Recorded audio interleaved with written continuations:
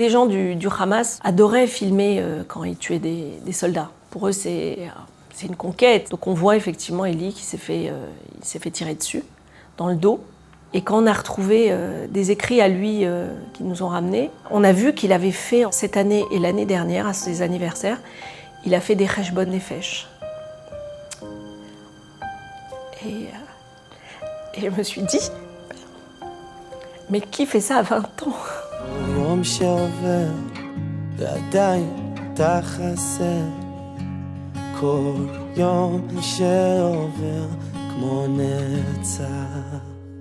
Alexandra Amselem, bonjour. Bonjour.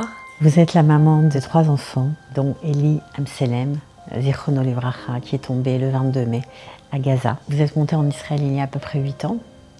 Quel âge avait Elie à l'époque ? On est monté en 2015 et il avait 12 ans. Donc on allait préparer sa bar mitzvah. C'était important pour vous de savoir que vos enfants allaient faire l'armée, ou est-ce que c'était plutôt une angoisse ? C'était pas du tout une angoisse, c'était logique. Ça veut dire qu'on savait que c'était le deal quand on vient en Israël. On a des droits et on a aussi des devoirs.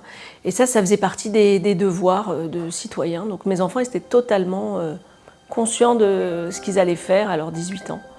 Donc l'aîné, il a fait l'armée et puis le deuxième, Elie, a suivi. Donc c'était logique. L'appréhension, bien sûr, mais on espère juste qu'ils vont faire une bonne armée. À aucun moment, on suppose qu'il y aura une guerre. Vous savez, j'écrivais des lettres à Elie et tous les jours, je lui parlais un petit peu de ce qui se passait à la maison. Et à un moment, à la fin de ces lettres, bon, il ne les a pas lues, mais j'ai fait un peu le bilan de mon alia. J'ai réfléchi sur qu'est-ce qui s'est passé en 9 ans. Est-ce que je regrette ? Est-ce que j'aurais dû, j'aurais pas dû ? Et dans le bilan, alors il y a énormément de belles choses, hein. Il y a aussi énormément de tristesse, d'épreuves. On a eu beaucoup d'épreuves difficiles. Et je mets à la fin de ce bilan, mais au final, on est à la bonne place. C'est ici que les enfants se sont construits, qu'on a fait notre famille. Ézéchiel, il s'est marié, il a eu un bébé. Élie, il a fait sa bar mitzvah, il a eu son bac, il a fait l'armée. Alors il est parti ici, mais non, on est à la bonne place. Je trouve qu'en France, c'est compliqué de vivre son judaïsme pleinement. En tout cas, c'est plus cohérent de le vivre ici. Vous avez parlé de lettres que vous écriviez. Vous en avez fait un très joli livre qui s'appelle « Lettres à Elie ». Ouais. Vous aviez l'espoir qu'il les lise un jour, ces lettres ? Bien sûr, il devait les lire. C'est 2 petits cahiers que j'avais écrits et je lui en parlais régulièrement. Je lui dis, mais Elie, tu vas les lire quand ? Et lui, il voulait attendre la fin de son armée. Et il devait finir en août son armée, il est parti en mai.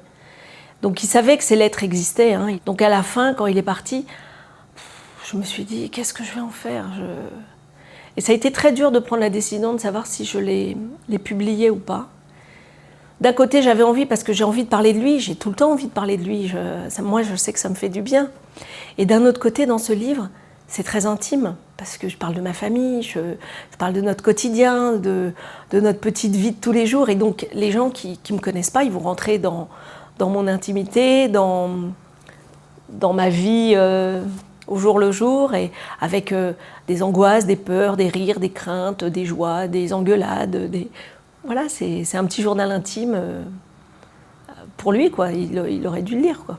Quel genre de rapport vous aviez tous les deux ? Extrêmement fusionnel. En fait, il me disait souvent « tu es mon miroir ». Et il avait cette apparence où il était gai, il souriait tout le temps. Il était un peu fragile aussi, il était un peu comme moi. Donc on avait beaucoup de ressemblances. Il m'appelait 10 fois par jour. Donc il se faisait charrier par les copains de l'armée. Et il leur répondait « tu sais pas qui c'est ma mère, c'est à Keter chez lui ». Donc là, oui, c'est dur de plus avoir ces appels. Vous étiez où le 7 octobre quand la guerre a été déclenchée ? On était comme beaucoup à la maison, c'était Simchat Torah, c'était Shabbat. Donc on a eu l'alarme à 6h40 par là. On est tous allés dans le Miklat, il y avait mon père à la maison. Et après on est retourné se coucher. Et mon mari et Elie sont partis à la synagogue. Et en revenant, Elie, il a vu qu'il était appelé, donc il s'est habillé, il s'est préparé. Donc l'ambiance était bien pesante, c'était très lourd. On n'a pas allumé la télé, parce qu'on est Shomrim Shabbat, donc on n'a pas touché. Maintenant, mon père, c'était trop dur pour lui de ne pas avoir d'infos, donc il a allumé son téléphone. Et il nous tenait au courant au fur et à mesure de ce qui se passait. Mais je ne voulais pas écouter, je voulais pas entendre. On ne savait pas ce qui se passait. On savait qu'il y avait eu une incursion de terroristes, on savait qu'il y avait eu des morts, on savait qu'il y avait eu Nova, mais on ne savait pas encore l'étendue du massacre, du tout. Donc quand il est parti, on a eu vraiment une angoisse parce qu'on ne pouvait pas le joindre. Et puis on ne savait pas où il allait, on ne savait pas combien de temps il allait partir et on ne savait pas ce qu'il allait y faire. Donc à ce moment-là, ouais, c'était une vraie appréhension. Il a eu le temps de vous dire au revoir à ce moment-là? Oui, bien sûr. On a fait à la tunisienne, on lui a versé de l'eau. Puis quand il est parti, on était dans la stupéfaction. On disait, waouh.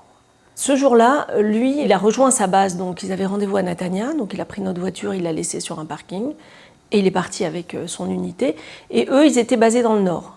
Au début, il n'y avait pas de Gaza du tout envisagé. C'était le nord. Il était dans Kfir et particulièrement dans l'unité religieuse Netzach Yehuda. Il voulait vraiment faire ça parce que pour lui, c'était logique de concilier le combat et l'étude.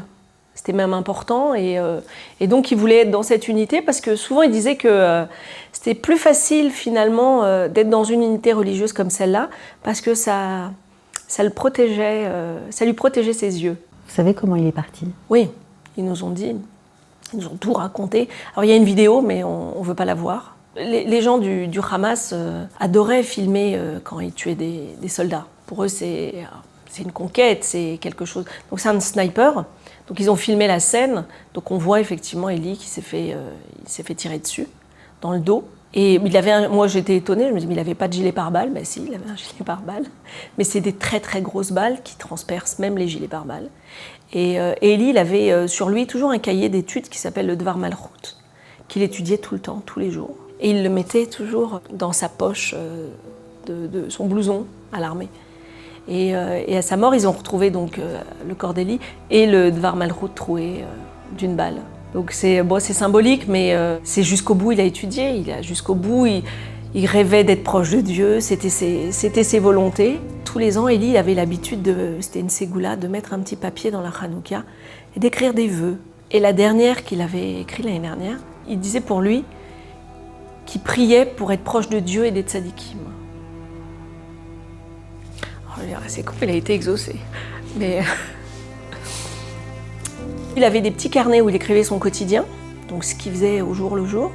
Et puis il avait des grands carnets très beaux où il écrivait des Dvar Torah qu'il avait entendus ou des pensées qu'il écrivait sur la tchouva, sur la émouna, sur le renforcement. Il se mettait à écrire. Donc on a retrouvé évidemment tous ces cahiers qu'on a lus. On a vu qu'il avait fait en l'espace cette année et l'année dernière, à ses anniversaires, il a fait des cheshbon nefesh. Et je me suis dit, mais qui fait ça à 20 ans? Ça me semblait fou, quoi. Et en fait, si je devais définir Eli, c'est que c'était un jeune garçon qui adorait les baskets, qui adorait sortir, qui adorait bouger. Mais c'était un vieux, il avait une vieille âme. C'était un vieux qui faisait attention aux autres, qui regardait les autres, qui faisait attention à ses yeux, qui faisait attention à ce qu'il mange, qui faisait attention à son comportement, qui voulait aider. À partir du moment où il y a eu la guerre et qu'il est parti et que vraiment quelques temps après, il y a mon aîné qui est parti en Milouim, à ce moment-là, je me suis dit, c'est pas possible. Enfin, c'est incroyable. Pas dans le sens merveilleux, hein, dans le sens cauchemardesque. C'était fou de se dire que j'ai mes deux garçons, ils sont pas là. Ils sont à l'armée, ils sont à la guerre, et je sais pas ce qui va se passer.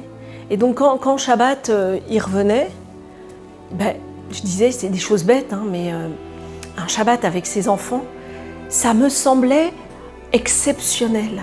Vraiment, c'était un moment, mais pour moi, fabuleux. Je préparais des jours à l'avance pour qu'ils puissent avoir les plats qu'ils adoraient.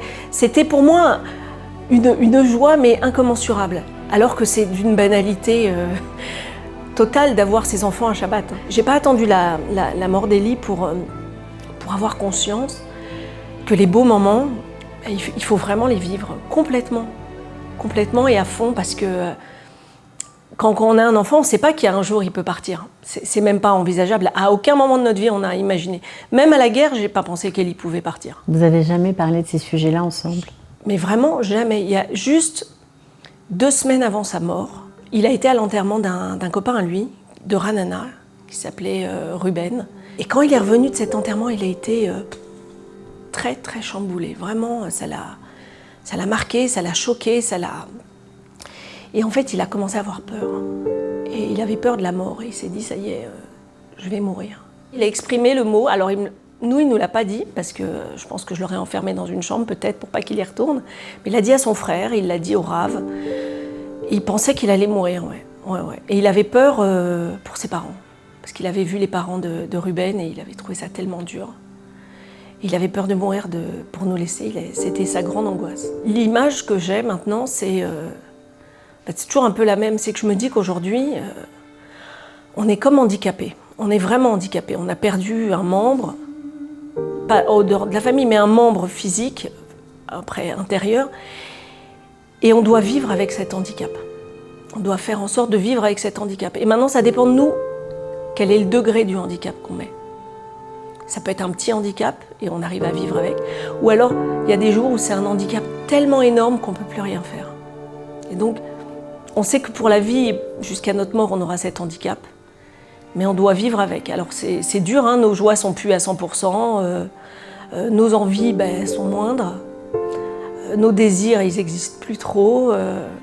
Mais il faut qu'on continue. De toute façon, on n'a pas le choix parce que d'abord, on a d'autres enfants. Donc il faut se lever tous les matins et c'est une obligation de parents. Pour l'instant, on ne surmonte pas. Pour l'instant, on est comme dans des vagues dans l'eau. On se prend la vague, on respire un petit coup, on sait qu'on va s'en reprendre une.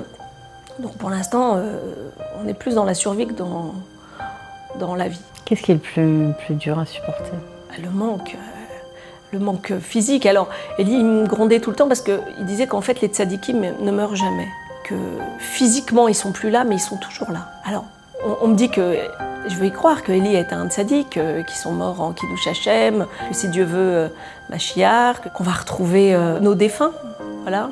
Alors, je ne sais pas comment, je ne sais pas quoi, mais j'ai envie de croire parce que si on n'a pas cet espoir, c'est que de la poussière alors. Et j'ai pas envie de croire à ça, je sais que c'est autre chose. Ce qui est dur, c'est de parler de lui au passé. Et là, je m'aperçois qu'autour de moi, il y a plein de mamans comme moi. Et ces mamans-là, finalement, quand on se rencontre, il y a des choses qui se disent. On ne parle pas, mais on sait. On est très proches, parce qu'on vit la même chose. Et il n'y a pas besoin de tralala, il n'y a pas besoin de facétie, il n'y a pas besoin de tout ça. On est vraiment dans l'authentique. Et je sais que moi, ça me fait du bien de les voir. Ça fait un peu alcoolique anonyme, mais j'ai besoin de ça. Et puis, il faut continuer. Alors, moi, ce qui me fait du bien, c'est de parler d'Elie. Voilà, de continuer à parler de lui, de faire des choses en son nom. Je pense que chacune des mamans ou des papas, ils se retrouvent dans une mission qu'ils se donnent ou pas. En tout cas, moi, voilà, j'ai envie de faire plein de choses. Je fais des choses à côté parce que j'ai envie de prolonger sa mémoire. Et je me suis dit qu'en prenant une qualité qu'il avait, ça m'aiderait à finalement vivre mon quotidien avec lui. Il était totalement dans le chesed.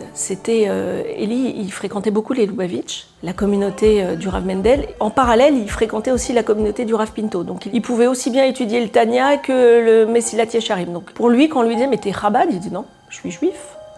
Parce que pour lui, être juif, c'était pas une tendance, c'était être juif, voilà. C'était aimer l'autre, c'était aller vers l'autre, l'aider, l'écouter, le renforcer. Et c'était ça, il faisait ça tout le temps. Et à l'armée, il faisait ça tout le temps.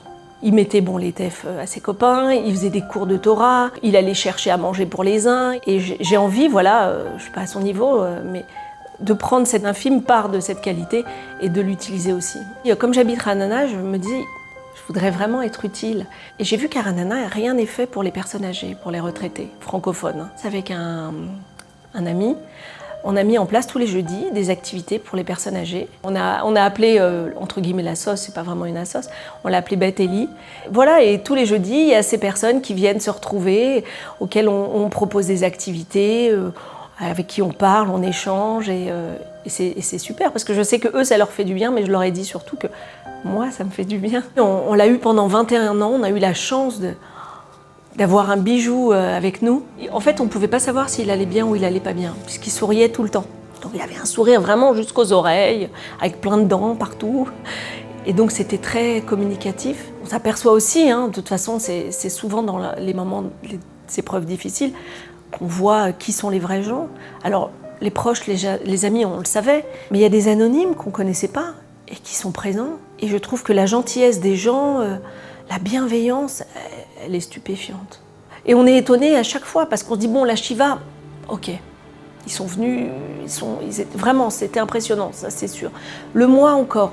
Et puis là encore, voilà, tous les Shabbats, il y a encore des gens qui viennent nous amener des chalotes, des gâteaux, des fleurs. Ils sont pas obligés, ils nous connaissent pas. Et ils sont d'une gentillesse. On peut être que reconnaissant.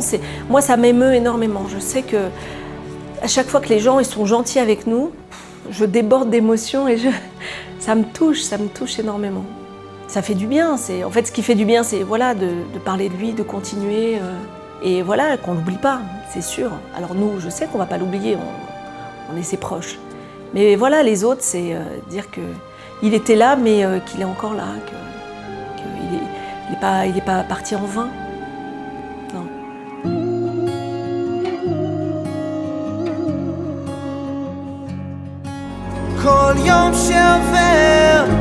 Yom HaZikaron les Chalalei Ma'arachot Israël, jour du souvenir pour se tomber pour l'État d'Israël.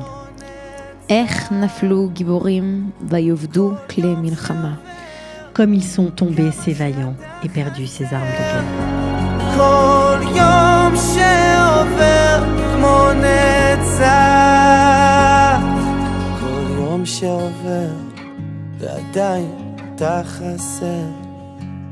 כל יום שעובר כמו נצח